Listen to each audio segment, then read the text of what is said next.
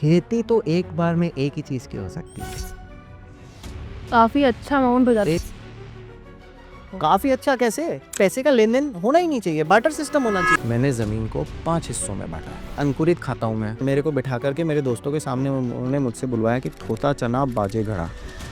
हमारा देश का किसान गरीब बनाया गया है, चाहे वो खेती हो चाहे वो कुछ भी हो। तो हमारे 3 तरीके के खर्चे होते हैं। आपका 1 रुपया नहीं लगेगा, क्योंकि मैंने वो हर चीज जानते हुए कि इसको ऐसा होने से ये बीमारी होगी।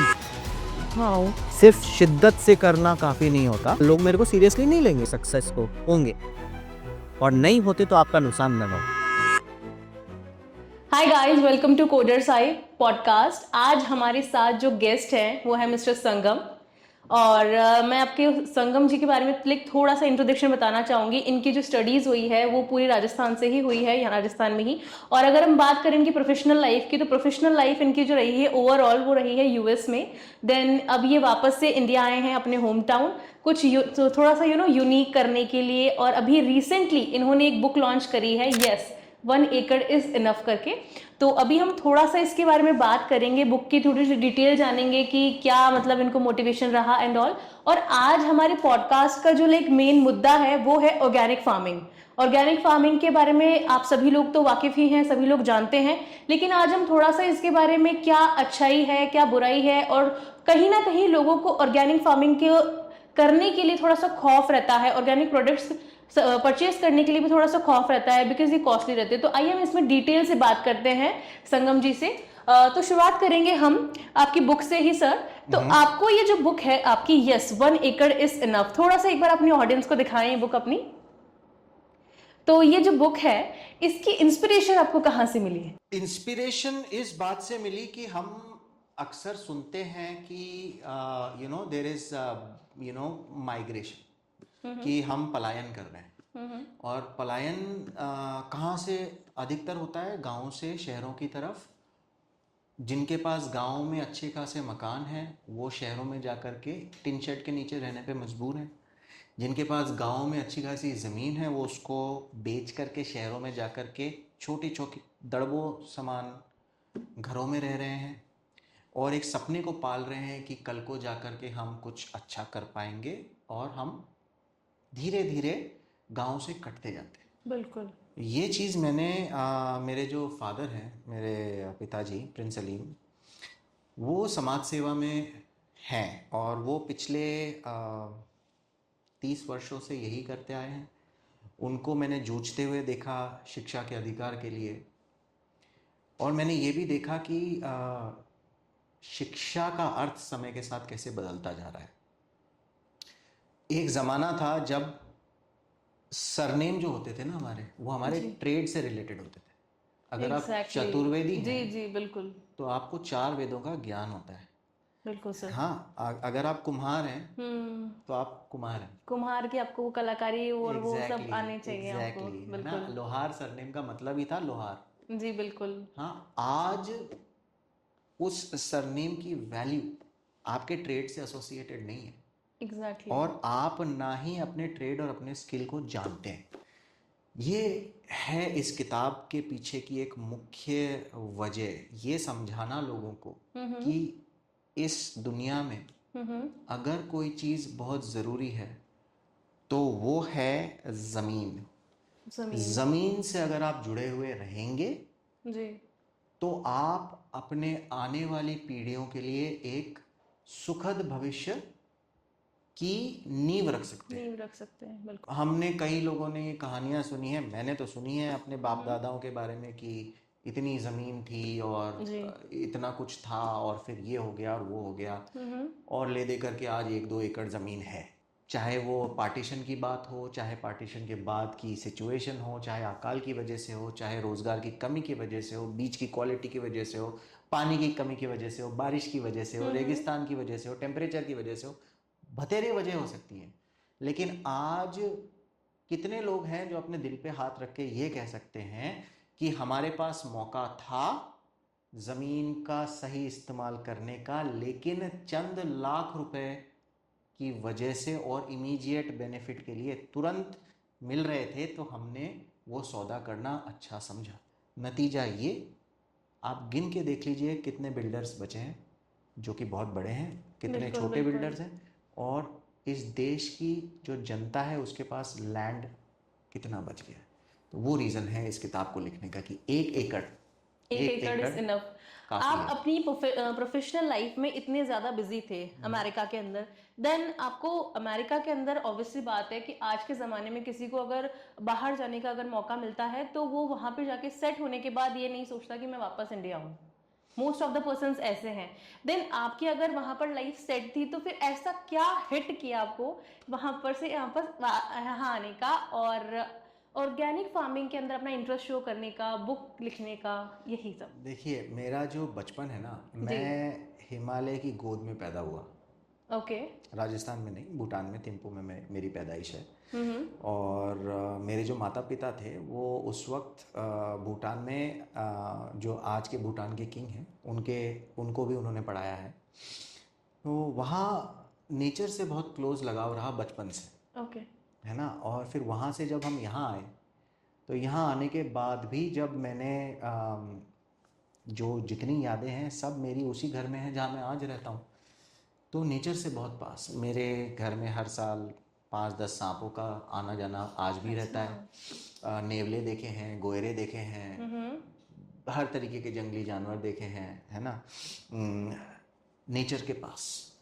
तो कहीं भी रहा मैं दुनिया के, मतलब कहने को तो ऐसे है कि मैंने 16 चक्कर लगाए हैं इस अर्थ के, क्योंकि आना जाना रहता है, इधर से जाओ या उधर से जाओ, 16 चक्कर लगाए हैं, बड़ी बात है। लेकिन इस पॉइंट ऑफ व्यू का और ज़िंदगी में हम क्या अचीव कर रहे हैं उसका बहुत एक इम्पॉर्टेंट चीज़ है। जब सॉफ्टवेयर में काम करता हूँ, मेरा काम मैं हाथ लगा के छू करके महसूस नहीं कर सकता। मेरे अकाउंट में जो पैसा है, जैसे आप ये मान लीजिए कि आज भी कई लोग हैं जिनको कि कैश इन हैंड की वैल्यू ज़्यादा लगती है मनी इन बैंक से, और वो जब से हम यूपीआई डिजिटल ट्रांजैक्शन करने लगे हैं तो वो मनी की वैल्यू खत्म हो गई है। बिल्कुल बिल्कुल, है ना, वो वर्थ कम हो गया है। उसी ढंग से मुझे ये महसूस होता है कि हम जो भी काम करते हैं ना, वो जब तक उसका रिजल्ट को आप छू नहीं सको, जैसे फॉर एग्जांपल अगर कोई एक फैशन डिज़ाइनर है, राइट, तो जो फैशन डिज़ाइनर है वो जब डिज़ाइन करता है तो उसका जो रिजल्ट है जब आप देखते हैं, आप उसको छू के फील करते हैं कि उसने कैसे, किस बारीकी से किस चीज़ को कैसे डिज़ाइन किया है, उसकी एक वैल्यू अलग होती है। एक पेंटर की पेंटिंग, वेरी ट्रू। एक सॉफ्टवेयर इंजीनियर का कोड है, आज आप चैट जीपीटी यूज कर रहे हैं, मैं उसके ऊपर बहुत काम करता हूँ, ठीक है, लेकिन डिजाइन करता हूँ मैं बॉट्स वगैरह, है ना, ट्रेनिंग्स करता हूँ, लेकिन इन द एंड मैं अपनी बनाई हुई चीज को छू के, टेस्ट करके, स्मेल करके, फील करके नहीं देख सकता। वो सिर्फ और सिर्फ ज़मीन से आती है, जब आप ज़मीन से जुड़े हुए होते हैं। तो बहुत सिंपल था मेरे लिए, हमेशा से नेचर के क्लोज रहा हूँ, तो नेचर के लिए कुछ करना है। एंड बहुत एक्सपीरियंस ले लिया, यूएस का भी, हाइड्रोपोनिक्स, एक्वापोनिक्स, वहाँ के कॉलेजेस की पीएचडी पेपर्स पढ़े। बहुत सारे एग्जाम्पल्स हैं मेरे पास, जैसे कि एक एग्जाम्पल ये है कि आपने यूनिवर्सिटी ऑफ इलिनॉय शिकागो का नाम सुना हो जी। शिकागो जो है वो इलिनॉय स्टेट में है अमेरिका में। वहाँ के जो कम्युनिटी है वो लोग वहाँ का यूरिन कलेक्ट करते हैं, उसको पैस्चराइज करते हैं और उसी से खेती करते हैं और वही खाते हैं। हम लोग ये आज से 50 साल पहले कर रहे थे, लेकिन आज नहीं कर रहे। क्यों नहीं कर रहे? लाइक अनहाइजीनिक और समथिंग क्यों? लगता है लोगों को। इट्स ऑल, मतलब बेकार की बातें हैं ये अनहाइजीनिक वगैरह, ठीक है। आप ये समझ लीजिए कि चिड़िया की बीट सबसे ज्यादा पोटेशियम देती है, ठीक है। नारू बोल के एक देश था जिसकी पूरी खनन इसीलिए हुआ कि वहां पर चिड़िया की बीट से बना हुआ आइलैंड था, और खनन कर करके आज वहां कुछ नहीं है। लेकिन हमने तो सारा का सारा पोटेशियम वहीं से लिया ना, बर्ड पूप से लिया। ये बात गलत है, समझने की अफेयर है। फास्ट फूड कल्चर आ गया है। आज आपको भूख लगती है, मैकडोनल्ड से जाके बर्गर खा के तुरंत खरीद करके खाना आसान है, रोटी बनाना मुश्किल है। बिल्कुल।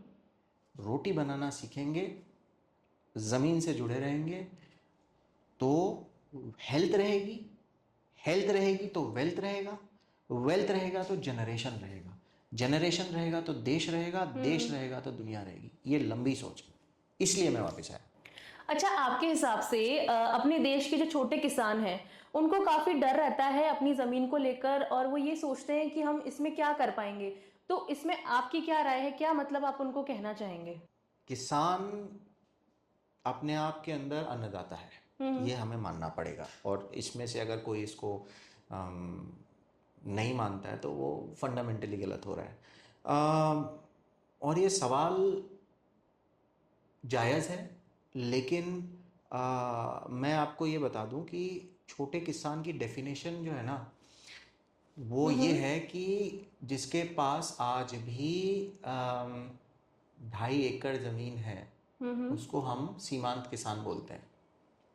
इंडिया के भारतीय सरकारी जो डेफिनेशन है, परिभाषा है, उसके हिसाब से, यानी उसको हम छोटा किसान बोलते हैं। दिक्कत कहाँ है? दिक्कत यहाँ है कि हम आज भी जो ट्रेडिशनल या फिर जो कहें कि पुराने तरीके हैं, उनका इस्तेमाल करके खेती करने पे मजबूर हैं।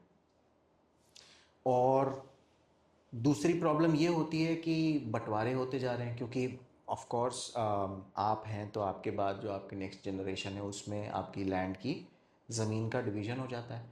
तो एक समय ऐसा आ जाता है जहाँ पर कि आप ज़रूर ये सोचते हैं कि इतनी सी ज़मीन में मैं क्या ही कर लूँगा। बिल्कुल।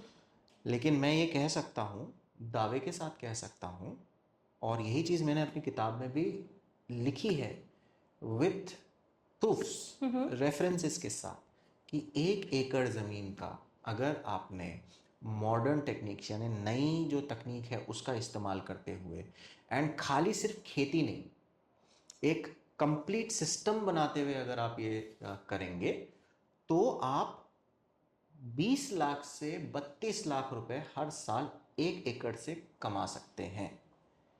अब सवाल ये है कि जब मैं बात कर रहा हूँ 1 एकड़ से आप इतना कर सकते हैं, तो अब ये मैं फिर से कह दूं कि जो भी इसको ट्राई करने की कोशिश करे उसको पहले 1 एकड़ में करना है। हमें अगर ये बता दिया गया, अब इसको इस ढंग से समझ लीजिए कि अगर आपने किसी ने आपको उड़ना सिखा दिया, तो आप पहले ही दिन यहाँ से लेकर के सीधे बॉम्बे की उड़ान लेने स्मॉल चले स्केल जाएंगे। से स्टार्ट करें। बिल्कुल, धीरे धीरे करके शुरू करना है। और ये समझना ज़रूरी है कि ऑर्गेनिक जो फार्मिंग है जी, जैविक खेती, वो बहुत बेनिफिशियल है, और महंगा नहीं है। महंगा नहीं है, लेकिन थोड़ा समय ज़्यादा वही लगता ना, काफी लोगों के माइंड में ऐसा है, मिसकंसेप्शंस भी हैं कि ऑर्गेनिक फार्मिंग जो है वो बहुत ज्यादा कॉस्टली है, काफी लोग डरते हैं ऑर्गेनिक फार्मिंग करने से। तो इसके बारे में थोड़ा सा हमें बताएं। हाँ ज़रूर, पर इस सवाल का जवाब देने से पहले मैं आपसे ये ज़रूर पूछना चाहूँगा कि दुर्घटना भली या देर भली? ऑब्वियसली देर भली। देर भली। बिल्कुल। तो बस इसका आंसर यही है कि क्या आप आज 2 रुपए ज़्यादा दे करके वो सब्ज़ी खरीदना आपके लिए बेहतर है, या ज़िंदगी भर के लिए डायबिटीज़ की गोली खाना बेहतर है? या फिर ये इसको इस ढंग से ले लीजिए कि आज आपको जो जोड़ों का दर्द हो रहा है, ठीक है, वो इसलिए हो रहा है कि आप अधिकतर समय घर के अंदर बंद रहते हैं, या आपको विटामिन डी बराबर नहीं मिल रहा है, तो आप विटामिन डी की गोली खा लें या फिर थोड़ा सा व्यायाम कर लें, आपकी पसंद है, choice is yours. Choice is yours. Right. But organic farming के बारे में ये बहुत गलत कहना है कि ऑर्गेनिक फार्मिंग महंगी है। इसकी जिम्मेदारी मैं सिर्फ और सिर्फ, और मैं पूरी जिम्मेदारी के साथ ये कह रहा हूँ, कैपिटलिज्म को देता हूँ। ये इसकी वजह सिर्फ और सिर्फ कैपिटलिज्म है। आप इसको इस ढंग से देख लीजिए कि एक ज़माना था जब हम बार्टर करते थे। बार्टर मतलब लेन देन, मैं तुम्हें चावल दूंगा, तुम मुझे गेहूं दे दो या सब्जी दे दो। तब क्या महंगा और क्या सस्ता? बिल्कुल बिल्कुल। राइट। उसके बाद आया पैसे का खेल।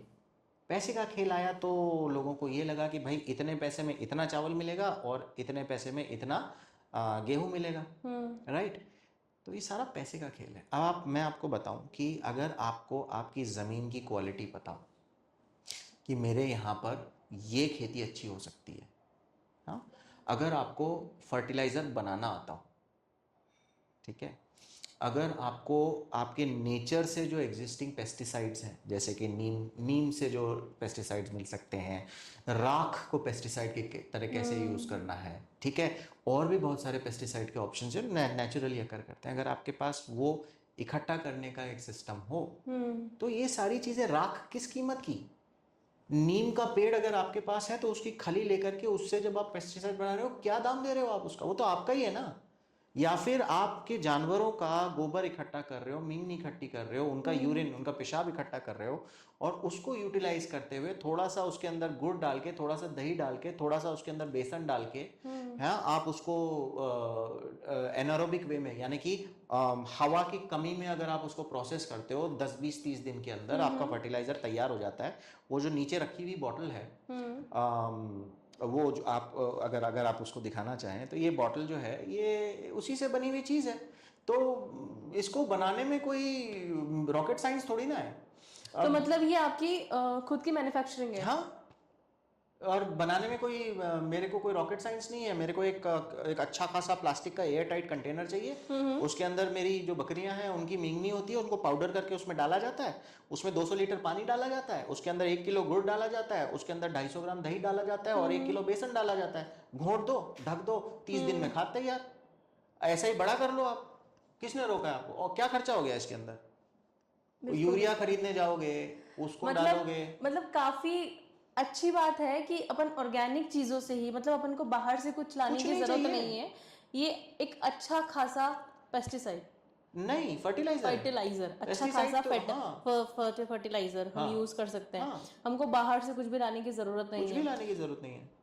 और ये जो है, अगर आप ये इसका 10 ml लीजिए 1 लीटर पानी में और अपने गमले में डाल के देखिए, 10 ml खाली, यानी 10 लीटर पानी में ये 100 ml की बोतल है, डालिए, इसको घोलिए और अपने पौधों को एक बार पिला दीजिए हर हफ्ते। आप ये ट्राई करिए, आप 3 हफ्ते में रिजल्ट देखिए, सिंपल। तो ये कहना बहुत गलत है, प्रॉब्लम वो नहीं है, प्रॉब्लम ये है कि आप इसको ऐसे समझिए कि ऑर्गेनिक का मतलब मेहनत, और तो जैसे हम हमारे बच्चों के लिए मेहनत करते हैं उसी ढंग से आपको मेहनत करनी पड़ेगी। बिल्कुल। केमिकल्स का मतलब होता है स्टेरॉइड्स। जैसे कि अगर आपको बहुत ज्यादा दमे की बीमारी हो गई तो आपने पंप लिया, है ना, वो पंप आपको इमीडिएटली रिलीफ तो दे देगा, बिल्कुल, लेकिन दमा दूर नहीं करेगा आपका। वही चीज केमिकल्स के साथ है। जो खेती आप कर रहे हो यूरिया लगा के, वो आपको फसल तो दे देगा 10 बार, लेकिन हर बार यूरिया बढ़ाते जाओ, एक समय ऐसे आएगी जमीन बंजर हो जाएगी। ये आप यूज करोगे तो एक बच्चे की तरह है, वो जमीन हमेशा वैसी ही रहेगी जैसे आज है, वो खाना वैसा ही स्वादिष्ट रहेगा जैसा आपके बचपन का था, टेस्ट भी वही रहेगा, क्वालिटी भी वही रहेगी। एंड बेस्ट चीज ये है कि आपको डायबिटीज, शुगर, ब्लड प्रेशर, इन सब चीजों पे पैसा नहीं खर्चा करना पड़ेगा। आज नेचर के साथ अपन खिलवाड़ ना करके नेचर के साथ ही नेचुरल चीजें यूज करें। बिल्कुल वही बात है। अब आप इसको ऐसे समझिए कि एक सिंपल सा एग्जांपल देता हूं मैं आपको जी। आपको लास्ट टाइम मधुमक्खी का छत्ता आपने कब देखा, याद है क्या? बिल्कुल। ओके, कुछ दिन पहले। अब मैं आपको ये बताता हूँ कि जो मधुमक्खियों की क्वांटिटी हमारे पास होती थी ना, वो बहुत जरूरी था पॉलिनेशन के लिए, क्योंकि वो और मधुमक्खियां फूलों पे बैठती है, फलों पे बैठती है, वहां से उठ के दूसरे पे बैठती है, और वैसे ही पॉलिनेशन होता है। जैसे हमारे ह्यूमन रिलेशनशिप में एक स्त्री और एक पुरुष का होना जरूरी है बच्चे होने के लिए, वैसे ही पौधों में भी मेल और फीमेल होता है, और उनका पॉलिनेशन करने के लिए जरूरी है कि वो मधुमक्खियां एक से बैठ के दूसरे पे जाए। दिक्कत ये हो गई है कि आपने लगा के पंप और आपने पेस्टिसाइड्स ऐसे डाल दिए कि कीड़े नहीं बैठे। अब कीड़े नहीं बैठेंगे तो पॉलिनेशन नहीं होगा, तो आपके बीज जो फर्टिलिटी होनी है वो नहीं होगा, तो आपके पास ऑर्गेनिक खेती करने के लिए ऑप्शन ही नहीं बचेगा ना। तो क्योंकि आपने ऐसी चीजें इंट्रोड्यूस कर दी है, कैपिटलिज्म इसके लिए जिम्मेदार है, मैं बार बार बोलता हूं कि आपने स्थिति को इतना दुर्गम कर दिया है अपने लिए कि आपके पास जेनेटिकली मॉडिफाइड बीज बनाने के अलावा ऑप्शन ही नहीं बचा, जिसको कि पॉलिनेशन की जरूरत नहीं पड़े। में ऑर्गेनिक ध्यान देना चाहिए। बिल्कुल बिल्कुल। ऑर्गेनिक की अगर हम बात कर रहे हैं तो थोड़ा सा हम डिटेल में जाना चाहेंगे कि मतलब इसको मैंने लगाया, आपको लोग काफ़ी घंटे हैं स्टार्ट करने, तो आप थोड़ा सा देखो मोटिवेट है। वैसे इस बुक का आइडियल रीडर कौन है? हर कोई इंसान जो अपनी ज़िंदगी में कुछ करना चाहता है, जिसने अपनी ज़िंदगी में कुछ अचीव कर लिया और उसके पास वापस देने के लिए कुछ है, या फिर वो जो आज जिसके लिए कहा जा रहा है कि ठेला लगाना भी अपने आप के अंदर एम्प्लॉयमेंट है, बिल्कुल, और उसको रोज़गार की तरह माना जा रहा है। इसका कोई स्पेसिफिक आइडियल रीडर नहीं होकर के ये एक गाइड है। हम जैसे कि कुंजी बोलते हैं ना, बिल्कुल, एग्ज़ाम से बिल्कुल। पहले बच्चे कुंजी पढ़ते हैं और उसमें से सवाल आ गए तो हम पास। ये किताब आपकी ज़िंदगी की कुंजी है। अगर आपके पास 1 एकड़ छोड़िए 1 बीघा ज़मीन भी है, ठीक है, तो भी इस किताब में आपके लिए वो कुंजी है। स्टेप बाय स्टेप एक एक चीज़ लिखी हुई है जिसको आप उठाएंगे, आप करेंगे, और जब आप कर लेंगे तो विदिन 1 महीने के अंदर आप आउटपुट अपना निकालना शुरू कर सकते हैं।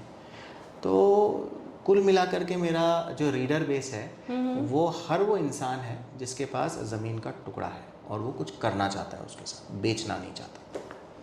अगर हम बात करें इस बुक की, तो ये बुक जो है आप देख सकते हैं काफ़ी बहुत बड़ी है। तो आज के ज़माने की अगर हम बात करें तो इतना वैसे टाइम होता नहीं है। सही कह रहे हैं आप जी। अच्छा। तो इतनी बड़ी बुक लिखने का आपका मतलब क्या मोटिव था? देखिए, वैसे तो इसके अंदर इसका जो अंग्रेजी वर्जन है जो मेरे हाथ में है अभी, वैसे हिंदी में भी ये अवेलेबल है और ई बुक में भी अवेलेबल है जी। इसमें 418 पन्ने थे, है ना। इसकी जो नई एडिशन जो मैं लेके आया, जब मैंने इसको देखा तो मैंने इसको करीब 370-360 पन्नों में लेके आया हूँ। अब इसमें क्या है, काम की बात जो है ना उसके साथ साथ ज्ञान की बात भी है। ओके, ठीक है, तो हालांकि लोगों को ज्ञान, डबल बेनिफिट, काम हाँ, और ज्ञान लोगों दोनों को हो। ज्ञान भी मैंने इसके अंदर दिया है, और ज्ञान देने के भी 3 तरीके अपनाए हैं। ओके। तो एक तरीका तो ये है कि इसके अंदर कुछ कॉमिक्स जैसी चीज़ें हैं, तो 1 पेज तो कॉमिक ले लेता है हर चैप्टर में, है ना। तो कहानी चित्रों के थ्रू भी एक्सप्लेन की गई है। दूसरी चीज़ है जो वो है कि इसके अंदर हमने एक और अप्रोच यूज़ किया है जिसको हम बोलते हैं माइंड मैप, माइंड मैप्स, ठीक है। इसमें क्या है डिटेल्स के अंदर? माइंड मैप दिमाग में आप एक लॉजिकली किसी चीज़ को जब आप अप्रोच करना चाहते हैं, हम कहते हैं ना कि बहुत सोच समझ करके कदम उठाओ। बिल्कुल। तो किसी भी चीज़ को मतलब अगर आप शिद्दत से करें, सिर्फ शिद्दत से करना काफ़ी नहीं होता, आपकी प्लानिंग भी ज़रूरी है। अब मांझी साहब ने जो पहाड़ था उसको काटने के लिए 20 साल लगाए।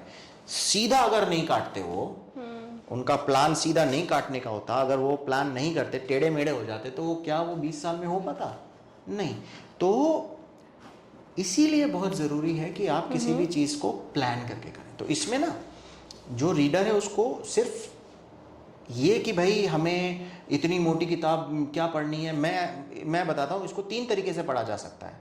बच्चों के लिए इसमें कार्टून्स हैं, आप वो चैप्टर के अंदर, आप लास्ट के अंदर और स्टार्टिंग के अंदर वो कार्टून्स पढ़ें, बच्चे को शिक्षा मिलेगी उससे कि अच्छा ये होता है, ये होता है, ये होता है, ठीक है। बड़ों के लिए 2 तरीके से चीज़ें लिखी हुई हैं। एक तो है माइंड मैप जो मैंने बताया, जो आपको सोचने के लिए मजबूर करेगा कि ये अचीव करने के लिए मुझे सबसे पहले, मान लीजिए आपने ये बोला कि मुझे 32 लाख रुपए कमाने हैं, बिल्कुल, कैसे कमाऊं? तो एम क्या है? 32 लाख रुपया कमाना, राइट। लेकिन मैं ये बोल रहा हूं कि आप उसके पीछे जाइए, 3 कदम पीछे जाइए। 32 लाख कमाने के लिए आपको पहले क्या चाहिए? कमाने का जरिया चाहिए। कमाने के जरिए के लिए आपको क्या चाहिए? कमाने के जरिए के बारे में जानकारी चाहिए। और जानकारी के लिए आपको क्या चाहिए? आपको जानकारी जुटाने का तरीका चाहिए। ये 3 चीजें हो गई ना, यही माइंड मैप है, आपको पीछे ले जाता है। प्रॉपर प्लानिंग जरूरी है। यस। तो आप इस किताब से पहले तो प्लानिंग सीख लीजिए, कॉमिक्स के थ्रू आप शॉर्टकट ले लीजिए, ठीक है, एंड उसके बाद डिटेल्स हैं, एंड वजह ये भी है कि जो इसकी फिजिकल कॉपी है ना, इसमें आपको बहुत सारे ग्राफ्स मिलेंगे, डेटा मिलेगा, और सबसे नीचे सबसे बड़ी बात है कि मैंने कोई भी बात इस किताब में हवा में नहीं बोली है, मतलब सब चीज लाइक ऑथेंटिक है। ऑथेंटिक है, क्योंकि किताब के अंदर सोर्सेज हैं, भारतीय सरकार को कोट किया गया है। 2025 का जो इकोनॉमिक सर्वे आया है, अभी जनवरी में आया, किताब पहले छप गई थी, वो 30 जनवरी को वो सर्वे का रिपोर्ट आया। तो जब मैं वो सर्वे देख रहा था, और उसमें जब वो organic farming and veganism and vegetarianism की बात करते हैं, वो सब है इस किताब के अंदर। तो पढ़िए इसको, और फिर आप देखिए कि सरकार भी वही बात बोल रही है। तो मतलब अपन ये कह सकते हैं कि एक इकलौती किताब जो है वो अपने ज्ञान का पिटारा है। हाँ, ज्ञान का पिटारा है, अगर आप इसको सही तरीके से इस्तेमाल करें। याद रखिएगा, एक मतलब मेरे पिताजी ने मुझसे बुलवाई थी ये बात, और मैं इसको आज भी याद रखता हूँ इस चीज़ को। मैं हॉस्टल में बैठा था, और मेरे को बिठा करके मेरे दोस्तों के सामने उन्होंने मुझसे बुलवाया कि थोता चना बाजे घड़ा। मारवाड़ी की कहावत है ये। हाँ, और मतलब मुझे वो चीज़ बहुत बुरी लगी थी उस वक्त की, मतलब मेरे दोस्तों के सामने उन्होंने मुझे ऐसा बोला। लेकिन ज्ञान का पिटारा तभी काम आएगा जब आप उसको ठीक से उसका इस्तेमाल करेंगे। याद रखिएगा, आपने ये पढ़ लिया कि नमक स्वाद अनुसार, और आपने उस स्वाद अनुसार के चक्कर में 2 चम्मच नमक डाल दिया, जहां आप को आधा चम्मच डालना चाहिए था, तो बिगड़ जाएगा मामला। बिल्कुल। तो स्टेप बाय स्टेप चीज़ों को फॉलो करना पड़ेगा। तो सर, अगर अपन बात करें ऑर्गेनिक फार्मिंग की ही, तो ऑर्गेनिक फार्मिंग की लाइक शुरुआत कैसे करें? अगर अपन बात कर रहे हैं जैसे छोटे किसानों की, तो किस तरीके से इसकी शुरुआत कर सकता है? क्या क्या इसकी प्लानिंग्स रहती हैं? देखिए, ऑर्गेनिक शब्द को ना बहुत ही खतरनाक तरीके से दिखाया जाता है कि डिक्शनरी में ऑर्गेनिक का मतलब क्या है। ठीक है, अब मैं उसको थोड़ा उस ढंग से नहीं लेता। आपको ऑर्गेनिक फार्मिंग में ऑफ कोर्स उन्नत बीज अगर मिल रहे हैं तो आप यूज़ करिए ना, करिए उस बीज को, मैं मना नहीं कर रहा हूँ। मैं ये कह रहा हूँ कि आप उसमें पेस्टिसाइड्स का इस्तेमाल, आप उसके अंदर जो केमिकल्स हैं उसका इस्तेमाल ना करें, फर्टिलाइज़र के तौर पर भी। अब करना क्या है? करना आपको वही है जो आप खेती में करते हैं, लेकिन सवाल ये है, अब मैं आपको एक एग्ज़ाम्पल देता हूँ। एग्ज़ाम्पल ये है कि मान लीजिए कि आपके पास 1 बीघा ज़मीन है। अब 1 बीघा ज़मीन में आप मान लीजिए आपने मूंग की दाल लगाई, ठीक है, मूंग महंगा बिकता है। अब आप मान लीजिए कि 1 बीघा में आपका 300 किलो मूंग निकला, चलिए 300 छोड़िए, 600 किलो मूंग निकला, चलिए 600 किलो छोड़िए, 1 टन मूंग निकला, ठीक है। अब 1 टन का मतलब होता है 1000 किलो, ठीक है। अब मूंग की दाल अगर आप मार्केट से खरीदें तो क्या रेट है अभी? कोई रफ आइडिया? जी सर, 80-100 समथिंग। हाँ, 80-100 के समथिंग है ना, तो इसका मतलब किसान को तो इससे भी कॉस्टली हो सकती है। हाँ, चलो अब ये रफ आइडिया ले रहे हैं। हाँ, हम मान लेते हैं 150, यस, ठीक है, 150 रुपये किलो भी मान लेते हैं, ठीक है। किसान को 100 मान लेते हैं कि किसान को 100 मिला किलो, 50, मतलब मैं बहुत ही हवाबाजी कर रहा हूँ जब ये एग्जांपल दे रहा हूँ, ठीक है। अगर 100 रुपये भी किलो किसान को मिला और उसने मूंग की खेती करी और उसने 1000 किलो बनाया, बिल्कुल, 1000 में उसको कितना पैसा, उसने कितना पैसा कमाया बताइए? 1000 गुना 100 करोगे ना, काफी अच्छा अमाउंट हो जाता है। 1 लाख होता है। काफी अच्छा, काफी अच्छा कैसे? उसकी 2 फसलें होनी है साल में, एक फसल उसने मूंग की उगाई, उसको 1000 किलो उसने मूंग निकाली और 100 रुपए किलो के हिसाब से उसने बेचा, 100 रुपए किलो, बिल्कुल, तो 1 लाख रुपए तो कमाया। तो 6 महीने की 1 लाख कमाई कौन सी अच्छी हो गई? नहीं, इतनी तो नहीं है सर। 1 लाख कमाई तो 2-3 महीने चल सकती है, और कहाँ चलेगी फिर? उसके अलावा उसको वापस इन्वेस्ट भी तो करना है, दूसरी खेती भी करनी है। फिर यही प्रॉब्लम है, यही प्रॉब्लम स्टेटमेंट है, इसी को सॉल्व करना है। तो इसीलिए हमें, आपने बहुत अच्छा वर्ड यूज किया, लागत, ठीक है। लागत को अगर मैं कम कर दूं, एक चीज वो बहुत इंपॉर्टेंट हो गई। दूसरा, अब हम कोई भी चीज करते हैं ना, चाहे वो खेती हो चाहे वो कुछ भी हो, तो हमारे 3 तरीके के खर्चे होते हैं। एक, खर्चे जो अपने ऊपर करने हैं, दूसरे खर्चे जो जमीन के ऊपर करना है, तीसरा खर्चा जो बाहर वालों के ऊपर करना है, बाहर से आने वाली चीज। तो अगर मैं अपने खर्चे और जमीन के खर्चों को जोड़ दूं तो ज़मीन और मेरा खर्चा एक हो गया। दूसरा, अगर मैं बाहर वाला खर्चा खत्म कर दूं तो मेरा खर्चा आधा, वैसे ही 33% तो खत्म हो गया बाहर का खर्चा। और क्योंकि मैंने और ज़मीन ने जो 66% था 100 में से उसको जोड़ दिया तो कुल मिलाकर के 33 बचा, तो मैंने 100 में से 2/3 खर्चा हटा दिया। ये एक सॉल्यूशन है खर्चा कम करने का। अब बात आती है कि खेती तो एक बार में एक ही चीज़ की हो सकती है, बिल्कुल राइट, लेकिन और बहुत सारे तरीके हैं जहां आप मतलब नीचे कुछ उगा रहे हो, ऊपर कुछ उगा रहे हो, है ना, आप वर्टिकल फार्मिंग कर रहे हो, बहुत सारी चीज़ें हैं जो आप कर सकते हो। मेरा जो प्लान है, जिस इस किताब में जो मैंने लिखा है, वो किताब में मैंने ज़मीन को 5 हिस्सों में बांटा है। 5 हिस्सों में? 5 हिस्से कैसे? अब ये मान लीजिए आपकी एक चौकोर जमीन कितनी है? वो 1 एकड़ की बात कर रहे हैं? 1 एकड़ ही है? हाँ, 1 एकड़ ले लीजिए आप ज़मीन, आप 1 बीघा ज़मीन ले लीजिए। 1 एकड़ से मैं ये कहता हूँ 20 से 32 लाख कमा सकते हैं। 1 बीघा में आप उसको उस हिसाब से कम कर लीजिए, 2.5 बीघा। ईयरली की बात कर रहे हैं? ईयरली, हाँ। तो कहाँ 1 लाख कमा रहे हैं 6 महीने में, कहाँ मैं आपको बोल रहा हूँ कि आप 1 बीघा के अंदर वहीं उस 1 लाख की जगह आप 5 लाख कमाएंगे। ये डिफरेंस हो गया ना रेशियो के हिसाब से अगर आप करेंगे तो। अब जो मैं कह रहा हूँ उसको ऐसे मानिए कि ये आपकी ज़मीन है जी, ठीक है, किताब को आप अपनी ज़मीन मान लीजिए। अब ये 1 बीघा हो सकती है, 1 एकड़ हो सकती है, ठीक है। अब इसको आप डिवाइड करिए। सबसे पहले तो ये बाउंड्री है ज़मीन की, बिल्कुल, ठीक है। और उसके बाद ज़मीन को आप करिए 4 हिस्सों में बराबर में बांट लीजिए, ठीक है। अब ये जो बाउंड्री है ना, इसमें लगाइए कैसे पेड़, वो पेड़ इससे फर्नीचर बनता है, सागवान। आपको कोई अंदाज़ा है कि सागवान का एक पेड़ किस रेट पे बिकता होगा? सर सागवान की लकड़ी जहाँ तक मैंने सुनी है काफ़ी कॉस्टली बिकती है, बहुत कॉस्टली। आज की तारीख में 1.5 लाख रुपए का एक पेड़ बिकता है। 20-25 साल लगते हैं उसको बड़ा होने में। लेकिन अगर मैंने 1 एकड़ की ज़मीन देखी ना, तो मैंने सिर्फ सागवान के पेड़ अगर लगा दिए, अगर 1 एकड़ है, ठीक है, तो 600 पेड़ लगेंगे, 600, ठीक है। अगर आज की तारीख से 1.5 लाख रुपए के हिसाब से आप मैथमेटिक्स कर रहे हो, आज का ही रेट ले लो, आज से 20 साल बाद, तो भी 6 करोड़, 1.5 लाख बोल रहा हूं तो मैं 9 करोड़ की बात कर रहा हूँ। 9 करोड़ के तो पेड़ लगा लिया आपने, 9 करोड़। काफी मतलब अच्छा इन्वेस्टमेंट है। अब ये कोई क्यों नहीं कर रहा? क्योंकि लोग बताना नहीं चाहते आपको, ठीक है, मतलब बताना नहीं चाहते, और मोस्ट ऑफ द टाइम से लोग अवेयर नहीं है इस चीज को लेकर। मैडम, बात अवेयरनेस फास्ट फूड नहीं है, मैं यही समझाने की कोशिश कर रहा हूँ। और मैं अपने आप को ये चीज़ मैं ये बता इसलिए रहा हूँ क्योंकि मैं चाहता हूँ सब लोग, मैं ये बोलता हूँ कि पैसे का लेन देन होना ही नहीं चाहिए, बार्टर सिस्टम होना चाहिए। लेकिन वो तो बहुत ही बेवकूफ़ी वाली बात हो जाएगी, लोग मेरे को सीरियसली नहीं लेंगे। लेकिन मैं आपको सिंपल सा एक मैथ बता दिया मैंने अभी आपको कि 9 करोड़ की तो आप सिर्फ पेड़ लगा सकते हो। आज से 25 साल बाद भले ही होगा, लेकिन 25 साल तक ज़मीन तो रहेगी ना। तो आज जो 9 करोड़ है, आज से 25 साल बाद मान लीजिए कि वही 40 करोड़ होंगे, 50 करोड़ होंगे, आराम से।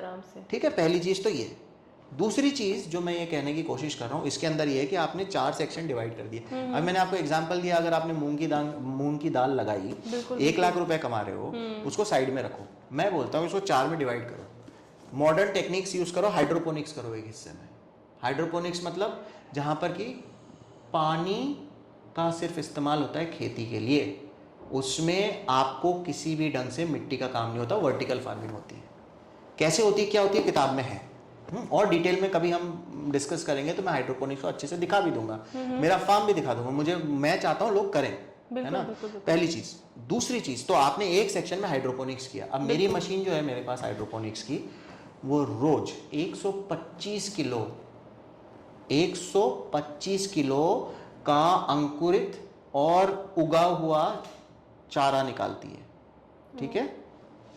तो मैंने क्या किया, मैंने अपने जानवरों के लिए हाइड्रोपोनिक्स यूज किया। सिमिलरली अंकुरित खाता हूं मैं, वो भी मेरा हाइड्रोपोनिक मशीन बनाती है, तो मेरे काम भी आया, मेरे जानवरों के काम भी आया, बिल्कुल, राइट। तो मैंने क्या किया, कॉस्ट कटिंग कर दी, और 125 किलो रोज निकल रहा है।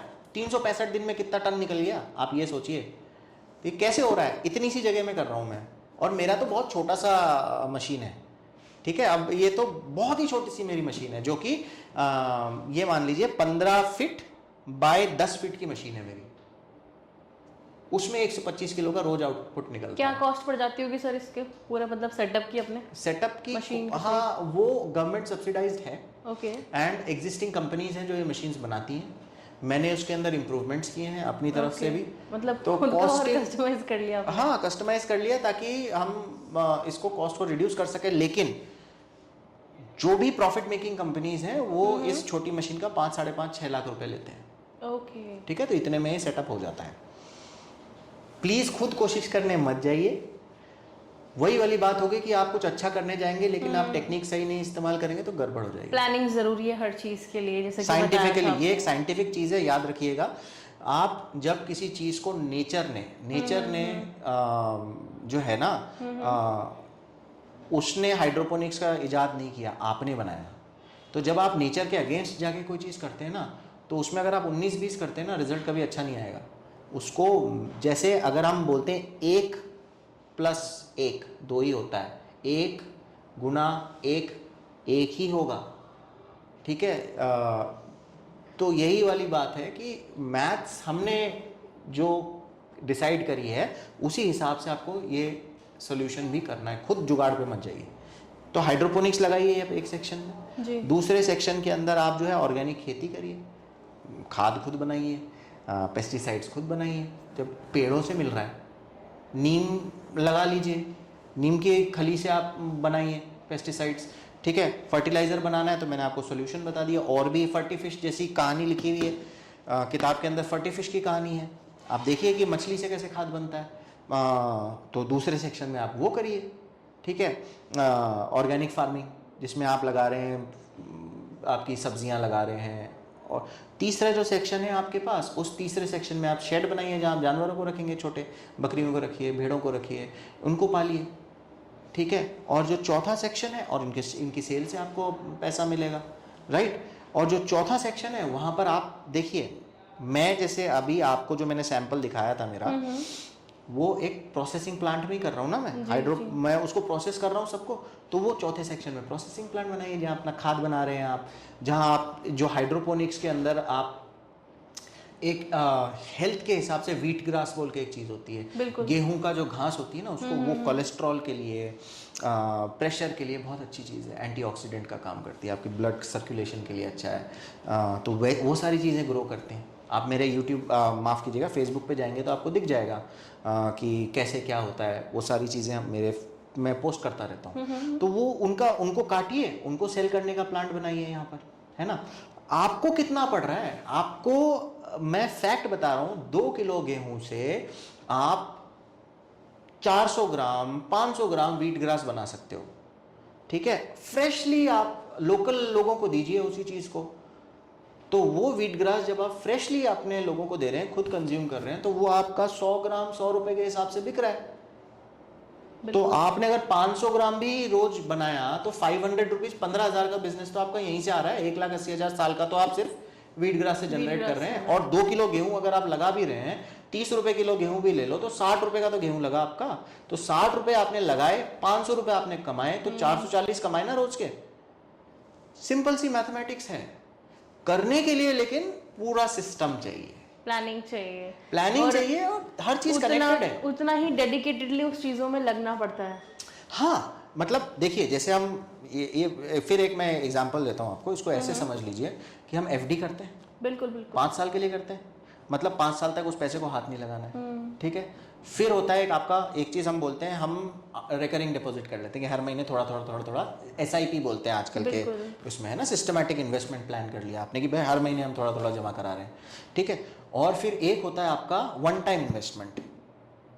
ठीक है, तो सोल्यूशन वही है आपकी जिंदगी का, हर किसी की जिंदगी का सोल्यूशन। आपको 3 चीजें देखनी पड़ेंगी। एक, पैसा जो आपको रोज चाहिए, दूसरा पैसा जो आपको समय समय पे लगेगा, और तीसरा पैसा जो आप अपने अगली पीढ़ी के लिए छोड़ के जाना चाहते हैं। तो जो बाउंड्री में पेड़ लगाया आपने, वो आपके लिए जनरेशन के लिए है, आपकी जनरेशनल वेल्थ है। दूसरा, जो आपने हाइड्रोपोनिक मशीन से आपने जो चीज़ निकाली जिसमें आप रोज़ कमा रहे हैं, वो आपका डे टू डे खर्चा और मेंटेनेंस के लिए है। तीसरा, जो आपने टाइम टू टाइम पैसा लगेगा, उसके लिए आपने शेड बनाया, गोट शेड बनाया, भेड़ पाले, उनको पाला, और उससे आपको टाइम टू टाइम, यानी हर 6 महीने में और हर साल में जब आप उनको सेल करेंगे, उनके प्रोडक्ट्स को सेल करेंगे, तो वो आपको आपका एनुअल बेनिफिट देगा, है ना। खेती से आप खुद भी खा रहे हैं और अपने जानवरों को भी खिला रहे हैं, और प्रोसेसिंग प्लांट जो है और जो हाइड्रोपोनिक शेड है, उससे जानवरों को भी चारा जा रहा है, आपके पास भी जा रहा है। तो ये पूरा सिस्टम है। इसमें सोलर ऐड कर लीजिए तो बाहर की बिजली भी नहीं लगेगी, बिल्कुल है बिल्कुल। ना। आप वो रेन वाटर हार्वेस्टिंग कर लीजिए, तो वैसे भी हाइड्रोपोनिक्स में पानी बहुत कम लगता है, तो रेन वाटर हार्वेस्टिंग यानी कि बारिश का पानी इकट्ठा कर लीजिए, वो भी सॉल्व हो गया प्रॉब्लम। मैं ये कहता हूँ कि हमारा देश का किसान गरीब बनाया गया है, गरीब नहीं है। और अनफॉर्चुनेट है कि लोग चीज़ों को ना संस्कार के साथ टेक्नोलॉजी को जोड़ करके गड़बड़ कर रहे हैं। टेक्नोलॉजी जो है, तकनीक जो है, हाइड्रोपोनिक्स जैसी जो मॉडर्न टेक्निक से 18 दिन में हम खाद बना सकते हैं, हॉट कंपोस्टिंग मेथड बोलते हैं उसको। मैं 18 दिन में बनाता हूँ अपनी खाद। उसके लिए चाहिए क्या? उसके लिए चाहिए घर की जो सब्जियां जो छीलते हैं ना, वो पील्स जो होते हैं वो लगते हैं, सूखे पत्ते लगते हैं और पानी लगता है, बस। और उससे 18 दिन में खाद ऐसी तैयार होती है कि मेरे हर गमले में वही खाद लगी हुई है, ठीक है। मैं उसके अंदर ये भी नहीं डालता लिक्विड, ठीक है। तो ये क्या पैसा लगा मेरा उसमें? पानी लगा बस। बिल्कुल बिल्कुल। और सूखे पत्ते पेड़ दे रहा है और सब्जियां तो हम खा ही रहे। फिर तो काहे को खर्चा करना? सोचिए, ये सब चीजें बस थोड़ा आपको वही वाली बात है कि मेरी पीठ दुखती है इसलिए मैं आटा नहीं गूंथता, ये सच्ची बात है। और ये मेरी लाइफ में एक वो पॉइंट है कि मेरी ज़िंदगी में जो भी आएगा उसके लिए मेरा पॉइंट यही है कि भाई मैं आटा नहीं गूंथ सकता। ये मेरे लिए एक मतलब, अगर आपको आटा गुंथवाना है मुझसे तो भाई अपना नहीं चलेगा, ठीक है। तो इसका मतलब क्या कि मेरी पीठ में प्रॉब्लम है इसीलिए मैं वो नहीं करूँगा। लेकिन मैं हर चीज़ में अगर अपनी पीठ की प्रॉब्लम को लेके आ जाऊँ तो मैं फिर लेजी हूँ, कामचोर हूँ, बिल्कुल बिल्कुल। ठीक है। तो काम चोरी नहीं करनी। अगर आप मेहनती हो तो भाई इस दुनिया में कोई माइका लाल नहीं है जो आपको रोक सके। अगर आपके पास सिर्फ और सिर्फ 1 बीघा जमीन भी है तो आप 1 बीघा से 2 बीघा करेंगे, 2 बीघा से 4 बीघा करेंगे। और अगर कोई आपको ये बोल दे कि भाई उपजाऊ होनी चाहिए जमीन तभी तो खेती होगी, तो मैं उस इंसान को बोलूंगा कि भैया ऐसा है, थोता चना बाजे गणा, इनमें उपजाऊ जमीन की कोई जरूरत नहीं है, कहीं भी कर सकते हो आप। तो संगम जी, अगर हम बात करें आपके इसके फार्मिंग के एक्सपीरियंस की, अभी जैसे आप काफ़ी अच्छा बता रहे हैं, इन दी डेप्थ चीज़ें जाके बता रहे हैं, इनफैक्ट आपने बुक भी लिखी है, तो आपको इस जर्नी में आए हुए कितना टाइम हो चुका है? बिल्कुल स्टार्ट से, मतलब आपने जब 0 से स्टार्ट किया था वो जर्नी, आप थोड़ा सा बताएं हमें। जर्नी तो कहानियाँ तो बहुत हैं, लोगों के बागों में घुस के और अनार तोड़ने की, और खेतों में जा कर के जब हम लोग छोटे थे तो मूलियाँ निकाल लेते थे, और बावड़ियों में नहाना, एंड मतलब होद होते थे वहाँ में धो धा के और वहीं खाते थे हम लोग। वो वहाँ से वो कनेक्शन है। लेकिन वो कहते हैं ना कि जब हम यहाँ से मैं बाहर गया और बाहर जा कर के मैंने देखा कि आम आदमी खेती से बहुत दूर हो गया है। वो कमर्शियल फार्मिंग होती है जहाँ हेक्टेयर मतलब 100 किलोमीटर तक खेत है, और वो एक ही इंसान के हैं। आज की तारीख में बिल गेट्स चाहे हो, ये जितने बड़े बड़े बिलियनर्स हैं, अरबपति हैं, ये लोग ज़मीन, इनके पास खेती की ज़मीनें बहुत हैं। तो मैंने ये नोटिस किया कि यार इसमें हो ये रहा है कि वो वही उगाएंगे जो उनको चाहिए, है ना। आज मक्का जो है यूएस में बहुत ज़्यादा उगता है, और उसी का तेल बन रहा है, उसी की बायोफ्यूल भी बन रहा है, उसी चीज़ की आप हर चीज़ खा रहे हो। कॉर्न, हम भी यहाँ पे आजकल कॉर्नफ्लेक्स खाते हैं, है ना। मूढ़ी पहले हमारे यहाँ मुरमुरे हुआ करते थे, चावल के बनते हैं, उसकी जगह आजकल हम कॉर्नफ्लेक्स पे पहुँच गए, है ना। तो वही वाली बात है कि हम ऐसे शिफ्ट होते गए और लैंड ओनरशिप हमारी घटती जा रही है। हमारे पास मतलब मैं जब छोटा था मुझे टिंडों से नफरत थी। मैं मतलब आज मैं खा लेता हूँ, है ना, आज मैं मतलब सब खा लेता हूँ। लेकिन वो मुझे तब महसूस हुआ जब मैं विदेश में बीमार था, मेरे पास कोई नहीं था और बहुत भूख लगी थी, और उस वक्त किसी ना किसी वजह से मेरे पास पैसे भी नहीं थे। उस दिन मुझे ये एहसास हुआ कि उस टिंडे की कीमत क्या है। तो मैं नहीं वो, और ये बहुत फिलोसफिकल क्वेश्चन है, लेकिन वो कहते हैं ना हम कि मतलब अपनी औलाद की वैल्यू माँ ही जानती है, और उसका रीज़न ये नहीं है कि मतलब बाप उसकी वैल्यू नहीं जानता, लेकिन माँ को जो 9 महीने का process, attachment and the pain, everything is connected, हर चीज़ जुड़ी हुई है। उसी ढंग से मतलब बहुत मुश्किल है लोगों को समझाना, लेकिन कोशिश करने में हम कोशिश कर सकते हैं। हम वो नदी बन सकते हैं जो सबके लिए खुली है, और जिसको पानी चाहिए वो आकर के वो हमसे ले जा सके।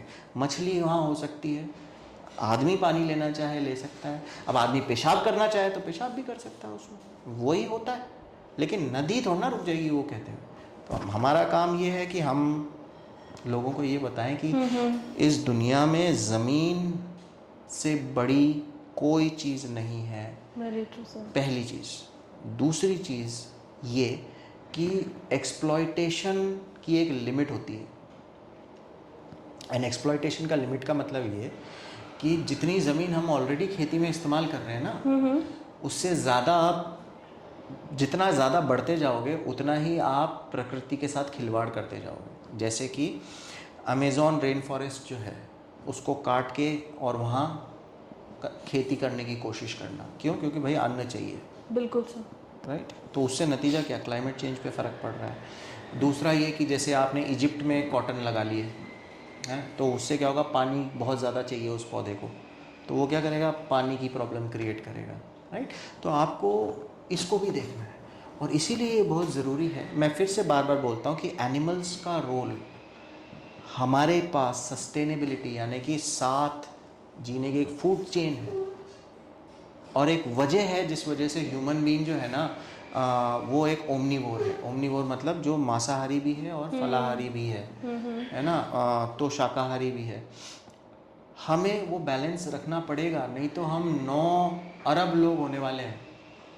9 अरब लोगों का पेट भरने के लिए जितना आज चाहिए उतना काफ़ी नहीं है, ठीक है? और आप उतनी खेती नहीं कर सकते, और उतनी खेती नहीं कर सकते तो आप ऐसी खेती करोगे जो कम जगह में ज़्यादा उगा सके। नतीजा ये होगा कि क्वालिटी की बजाय आप क्वांटिटी पे जाओगे। और याद रखना, ये बात सही है कि क्वांटिटी कभी भी क्वालिटी को बीट नहीं करती। बिल्कुल सर। ठीक है, कहानियाँ हमेशा बात की जाती है। अगर आप मूवीज़ को भी देखोगे तो 300 मूवी के बारे में आपने सुना होगा, जहाँ स्पार्टा के 300 सैनिकों ने पूरी पर्शियन आर्मी के अगेंस्ट खड़े हुए। 300 की बात कर रहे हो, क्यों? क्वालिटी। ठीक है, अगर आप बात करते हो आज भी सत्यवादी राजा हरिश्चंद्र की, तो क्यों? बुद्धा की तो क्यों? महावीर की तो क्यों? बाबा साहब अम्बेडकर की तो क्यों? महात्मा गांधी की क्यों? मार्टिन लूथर किंग की क्यों? मैं गिनते जा सकता हूँ। ये सब क्वालिटी है, क्वांटिटी नहीं है। वो एक आदमी आगे खड़ा हो गया, उसके पीछे लाखों लोग लग गए दांडी यात्रा में, क्वालिटी। खाना भी क्वालिटी है। पीढ़ियों को आगे ले जाना है, डायबिटीज़ में मरना नहीं है, मोटापे को न्यू थिंग बोल के न्यू हिप थिंग बोलना, या ये बोलना कि oh you are body shaming somebody, ये सारी चीज़ें सिर्फ और सिर्फ इस वजह से हो रही हैं क्योंकि हम भटक रहे हैं। हमें वापस आना है, और वापस आने के लिए ज़मीन से जुड़ना ज़रूरी है। फ्लैट में रह करके आप ऊपर हैं, आपको ज़मीन से कोई लेना देना ही नहीं है, तो आप क्या समझोगे? बस यही बात है। सही बात है सर, बिल्कुल सही बात है।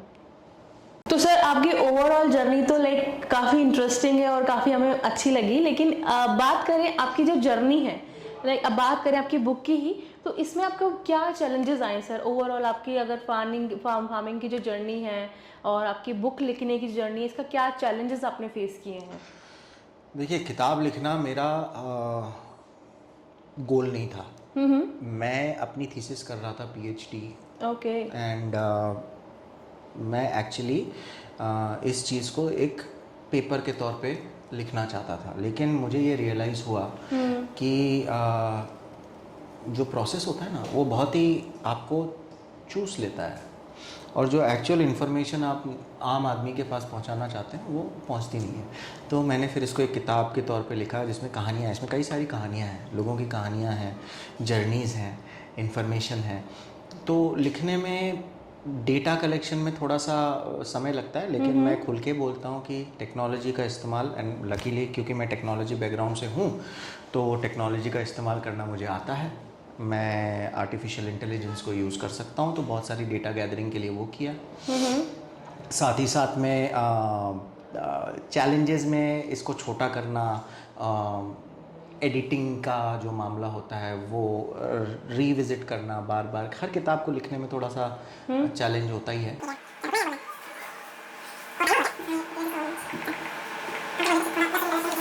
तो रिसर्च करने के लिए एआई का इस्तेमाल करना, और एआई का मतलब जीपीटी नहीं है खाली, हाँ ये भी मैं क्लियर कर दूं लोगों को। लोग बहुत जल्दी इसमें चले जाते हैं कि भाई जनरेटिव टेक्स्ट इज़ एआई, नहीं ऐसा नहीं है।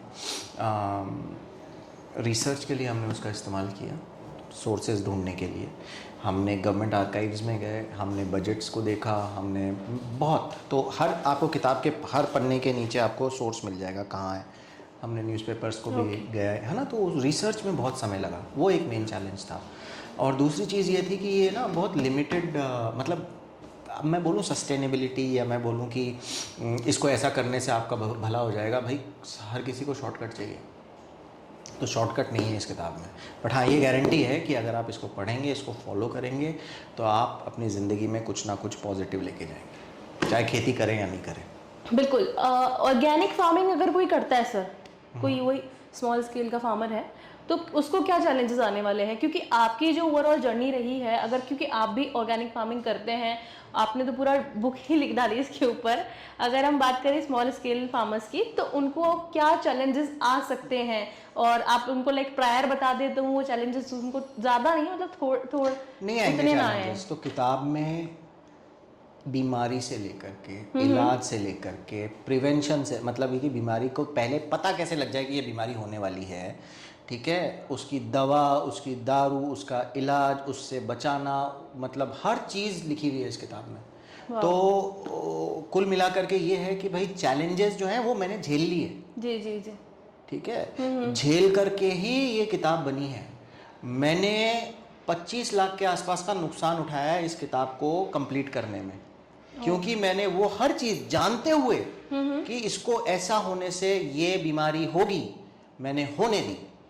मैंने देखा कि कितने लेवल में वो बीमारियां होती हैं, कितना क्या करने से उस बीमारी हर कितने लेवल को लाइक अपने प्रैक्टिकल किया है। लोगों को ये लगा कि ये बेवकूफ़ है जो नुकसान में कोई चीज़ बेच रहा है या नुकसान उठा रहा है, इसका फ़ायदा उठाओ। लेकिन वो ये नहीं समझ रहे थे कि मैं इंसान की फितरत, बीमारी की फितरत, जो मौसम होता है उसकी फितरत, मिट्टी की जो फितरत है, हवा की जो फितरत है, पानी की जो जो जो जो तासीर है, वो सारी चीज़ें मैं समझने की कोशिश कर रहा था। तो चार साल लगे उसको समझने में, लेकिन किताब में सब है। बस दिक्कत ये है कि जो इसको पढ़ रहा है, मैं बार बार ये कहता हूँ कि प्लीज़ इसको सिंसियरली जैसा लिखा है वैसा ही करें। इसमें हम लोग अक्सर ये करते हैं कि अपना 2 ऐड कर देते हैं, अपना थोड़ा सा इनपुट लगा देते हैं, नमक स्वाद अनुसार कर देते हैं। वो नहीं करने का है। जो लिखा है आप उसको फॉलो करेंगे ना, सक्सेसफुल होंगे, और नहीं होते तो आपका नुकसान मैं भरता हूँ। वाओ, तो सर ओवरऑल काफ़ी अच्छा कॉन्वर्जेशन रहा अपना, और काफ़ी सारी चीज़ें मुझे भी सीखने मिली इस कॉन्वर्जेशन के बीच में। तो सर सबसे उसके अलावा एक बड़ी बात यह है कि अभी ये बुक हम कैसे परचेज कर सकते हैं? क्या ऑप्शंस, कहाँ कौन कौन से प्लेटफॉर्म्स है सर? अगर आप अजमेर में हैं तो आप सीधे मुझसे रीच आउट कर लीजिए। आप मेरे पास कॉन्टैक्ट नंबर और डिटेल्स हम शेयर कर ही देंगे सर। बिल्कुल लोकली अवेलेबल है, तो आपको कंपैरेटिवली चीपर रहेगा क्योंकि मेरे पास प्रिंट पड़े हैं। उसके अलावा फ्लिपकार्ट पे अवेलेबल है, अमेज़ॉन पे अवेलेबल है, वर्ल्ड वाइड अमेज़ॉन पे वर्ल्ड वाइड अवेलेबल है, .com.uk हर वेबसाइट पे है। Barnes and nobles, thrift books, this is available, क्योंकि ये जो किताब है इसमें डॉलर्स के बारे में, डॉलर का रिस्पॉन्स, मतलब कंपैरिजन भी है रुपी के साथ। तो ये यूनिवर्सली अवेलेबल है, और इसमें सब चीज़ कवर की गई है। तो और ई बुक भी आपको इसकी मिल जाएगी। और कौन कौन सी लैंग्वेजेस में है सर ये? ये इंग्लिश में है, हिंदी में है, इंग्लिश में ये हार्ड बाउंड में है और पेपर बैक में है, हिंदी में सिर्फ पेपर बैक में है, ताकि कीमत को मैं थोड़ा सा और कम कर सकूं और ज़्यादा रीडर्स के पास पहुंच सकूं। और डिजिटल में ई बुक में है। ई बुक जो है उसमें लिंक्स वगैरह आपको सब मिल जाएंगे, वो भी इंग्लिश और हिंदी दोनों में अवेलेबल है। तो दोस्तों ये जो ज्ञान का पिटारा है सर के पास अभी, यस 1 एकड़ इज इनफ, ये आपको पता चल ही गया है कहाँ कहाँ से इसको परचेज करना है। आप लोग भी अगर इसको परचेज करना चाहें तो हमारा मतलब सर का जो कॉन्टैक्ट नंबर है वो स्क्रीन के ऊपर आपको मिल जाएगा। और सर ओवरऑल बहुत अच्छा कॉन्वर्जेशन रहा आपका, thank you so much sir, thank you for available time. Thank you. अच्छा सर, जब मैंने ये अगर बुक देखी तो इसके पीछे मैंने काफ़ी अच्छा चीज़ देखा मैंने, दोराई वाला। सर ये क्या है, इसके पीछे क्या कहानी है, थोड़ा बताएं हमें डिटेल में। मेरे गांव का नाम दौराई है, तो मैं हुआ दौराई वाला।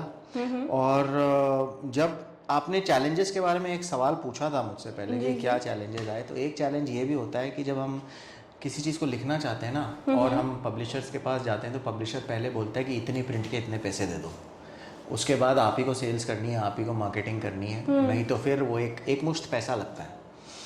तो मैंने ये डिसाइड किया कि जो लोग वाकई में लिखना चाहते हैं और अच्छा लिखते हैं उन लोगों के लिए एक पब्लिशिंग प्लेटफॉर्म एग्जिस्ट करे जिसका नाम है दौराई वाला।